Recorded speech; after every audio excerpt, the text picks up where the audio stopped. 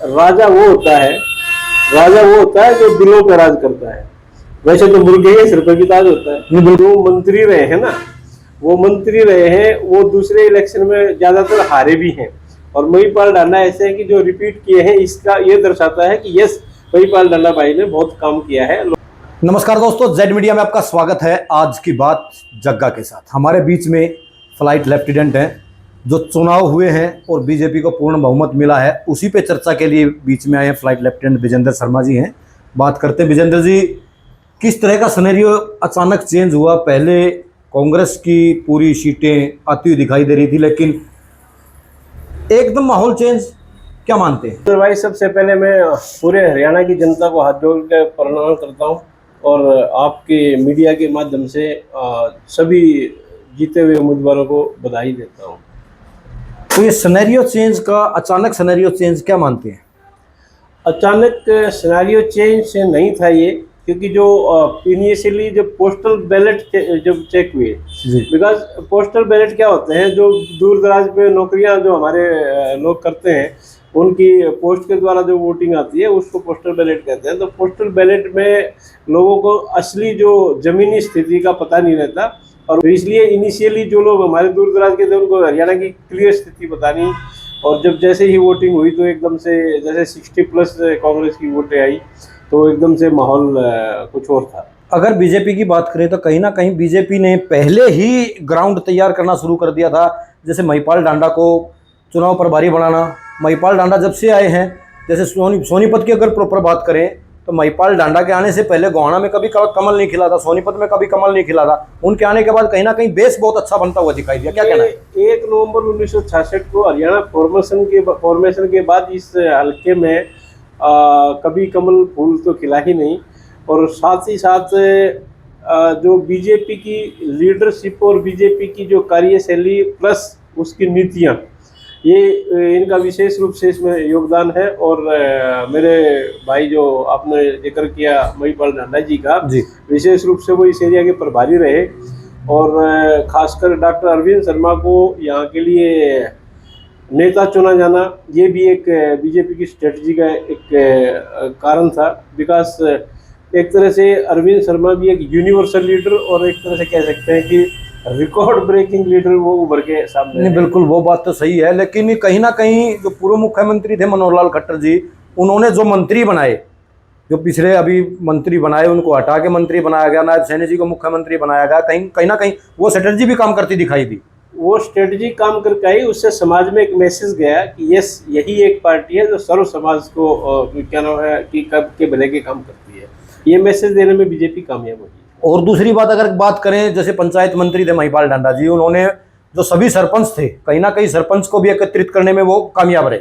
जी हाँ, बिल्कुल कामयाब रहे। और ये स्ट्रेटजी उनकी बहुत अच्छे से काम करके गई और गोहाना में कमल खिला। मतलब जो पूर्व मुख्यमंत्री मनोहर लाल खट्टर ने पहले ही सोचा था, जो दूरगामी सोच थी उनकी, वो कहीं ना कहीं कामयाब होती दिखाई दी। बिल्कुल बिल्कुल, ये सही मायने में दूरगामी सोच और बीजेपी एक मैसेज समाज को देने में कामयाब हुई है कि खासकर राष्ट्रवादी सोच की एक ही पार्टी इस देश के अंदर फिलहाल नजर आती है, वो है भारतीय जनता पार्टी। बिल्कुल, राष्ट्रवाद तो सबसे पहले ही भारतीय जनता पार्टी में देखने को मिल रहा है। और दूसरी बात अगर बात करें तो काफ़ी बड़े मार्जिन से पानीपत की ग्रामीण सीट जो पूरी गहमा-गहमी, पहले ये नहीं लगता था कि पानीपत ग्रामीण की जो बीजेपी सीट है वो जीत पाएगी, लेकिन काफ़ी गहमा-गहमी के बाद अच्छे मार्जिन से महिपाल डांडा जीत कर आए। इस पर आपकी क्या राय? और भाई, महिपाल डांडा जी को विशेष रूप से बधाई देता हूँ। और सबसे बड़ी बात क्या है कि आप अगर मान लिया पास्ट हिस्ट्री हरियाणा की राजनीति की देखते हैं, तो जो मंत्री रहे हैं ना, वो दूसरे इलेक्शन में ज़्यादातर हारे भी हैं। और महिपाल डांडा ऐसे हैं कि जो रिपीट किए हैं, इसका ये दर्शाता है कि यस, महिपाल डांडा भाई ने बहुत काम किया है, लोगों के लिए काम किया है, इसलिए वो दोबारा चुन के आए हैं। और हम शुभकामनाएं देंगे कि फिर से भाई जी मंत्री बने। कहीं ना कहीं मतलब लोगों के दिलों में बैठे हुए हैं, ऐसा प्रतीत होता है। एक कहावत है कि राजा वो होता है जो दिलों पर राज करता है। वैसे तो मुर्गे के सिर पे भी ताज होता है। नहीं, बिल्कुल ठीक बात है, वैसे तो मुर्गे के सिर पे भी ताज होता है। राजा वही है जो लोगों के दिलों में बैठता है। और कहीं ना कहीं ये बात महिपाल डांडा पर फिट बैठती दिखाई दी, क्योंकि इतने बड़े मार्जिन से शायद ही कोई जीता हो। बिल्कुल बिल्कुल। और हरियाणा की जनता सही मायने में सल्यूट के काबिल है। जी। और ये सही क्योंकि लोग लोकतंत्र का सही मतलब समझते हैं। खासकर इस इलेक्शन से हरियाणा की राजनीति की दशा और दिशा दोनों बदलेंगी। अगर बात करें कांग्रेस की हार की तो क्या कारण मानते हैं? जो मेरा हरियाणा प्रोस्पेक्ट से नहीं, हरियाणा प्रोस्पेक्ट से कांग्रेस की हार का कारण जो सेंट्रल लीडरशिप की तरफ जो थोड़ा बहुत इशारा करना चाहूँगा। बिकॉज जो सेंट्रल लीडरशिप कांग्रेस की है उसमें साउथ इंडियन लॉबी का ज़्यादा महत्व है जी। और वो हिंदी भाषी क्षेत्र में अपना मैसेज देने में कामयाब नहीं हो पाते। तो कहीं ना कहीं इसकी कमी बहुत बड़ी रही है कांग्रेस में। यस, मेरा ये मानना है कि अगर जब तक कांग्रेस में हिंदी भाषी अध्यक्ष नहीं बनेंगे सेंटर में, बिकॉज वो लॉबी जो है ना, वो जैसे केरला के हैं, तमिलनाडु के, उनको इसके नॉर्थ की राजनीति का ज़्यादा अनुभव नहीं है। कहीं ना कहीं इधर की संस्कृति का बात करें या फिर इधर के लोगों का ज़्यादा अनुभव नहीं है कहीं ना। Yes yes.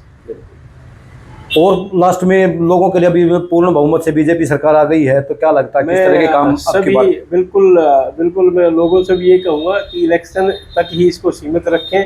बिकॉज इलेक्शन होने के बाद नेता सबका नेता होता है, और नेता भी ये ध्यान रखें कि इलेक्शन के बाद सभी वोटर अपने होते हैं, सभी जनता अपनी होती है।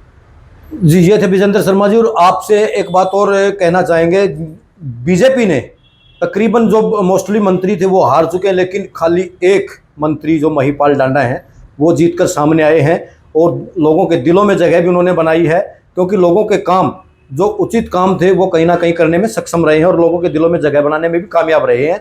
फिलहाल अभी देखना ये होगा कि अब की बार बीजेपी की जो कैबिनेट है, बीजेपी के जो मंत्री हैं, किस किस को बनाया जाता है और कौन कौन उभर कर सामने आते हैं। इसी तरह की खबरों के लिए बने रहिए जेड मीडिया के साथ। लाइक करें, सब्सक्राइब करें और शेयर करना बिल्कुल ना भूलें।